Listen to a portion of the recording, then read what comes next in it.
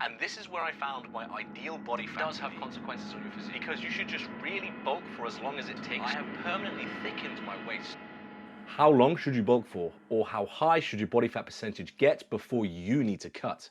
This is a pretty huge topic, so in this video, I'm going to show you the time that I pushed my bulk too far so you can see what that looks like, and why I do not recommend pushing your body fat percentage too high, as it does have consequences on your physique. So let's get into it.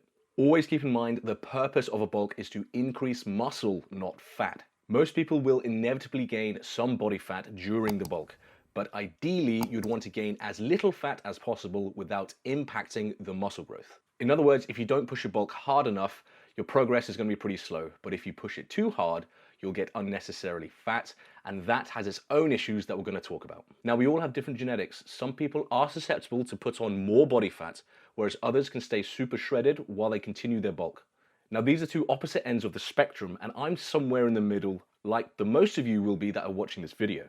So just make sure you have a good idea of your goals, because to answer the question, how long should you bulk for, will all come down to your personal goals. Because you should just really bulk for as long as it takes to get your desired amount of muscle mass. You really should have a good strategy or plan when it comes to bulking, because you don't want to put on any unnecessary fat if you're conscious of expanding your waistline. Because as you'll see in a moment, I have permanently thickened my waist or widened my waist, and that's from pushing the food too hard, which increased my body fat too high. Let's take it back to 2020 where I pushed the bulk too hard and I was just too fat. And this is the main reason why I have now a permanently thicker waist. I used to compete with a waist of sub 29 inches.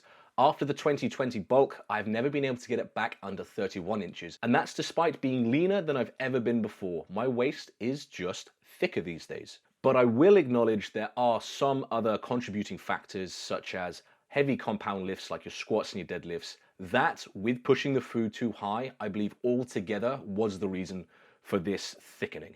Now, I did add a boatload of new muscle to my frame, so my proportions weren't that thrown off, but nonetheless, can you imagine what my proportions would have been if I kept my old waistline? So last year I kept my body fat percentage under control when I was still pushing for new muscle growth during my bulk. And this is where I found my ideal body fat to be, so that I can still see my veins. I have a slight ab outline. You do get the love handles, but not enough to have a tire to not see a V-taper. You still want to see a V-taper. And the craziest thing is, even though I'm leaner, this is the heaviest I've ever been. Yes, that is comparing it to when my body fat was way too high. So it does go to show you can gain a decent amount of muscle without crashing on the body fat. So let's talk about what happens when you do put on too much fat, but you haven't hit your target musculature yet. It is as simple as taking your foot off the gas, focus on losing the body fat while maintaining the muscle, and then resetting and going again. This time just be more conscious of the excess weight. Yes, bulking is important and you will put on body fat. Just be careful how much body fat that is, because you don't want to make the same mistake I did and have permanent physique adaptations because of it.